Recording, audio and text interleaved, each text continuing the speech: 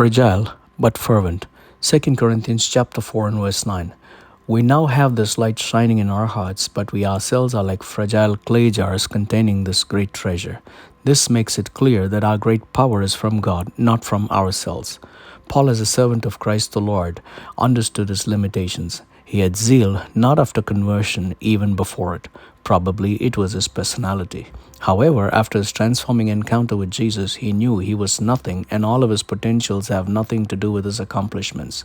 He understood that he was like a fragile clay jar that contained the treasure. What does that mean? The value of the jar depended on what was inside and not the jar in itself. The jar might have intricate design and shape, but if it is broken, its value is lost.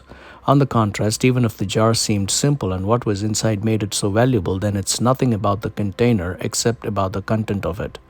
In a similar manner, Paul knew that his preaching and debating had nothing to do with his power, intelligence, skill, potential, or his expert ability to communicate. It is to do with the indwelling power of God. The Spirit of God enabled him to serve people and bring honor to Jesus. Our weakness, shortcomings, and frail nature does not matter.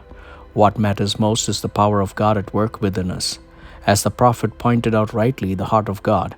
It is not by might and not by power, but by the Spirit of God. Fragile but fervent. Amen.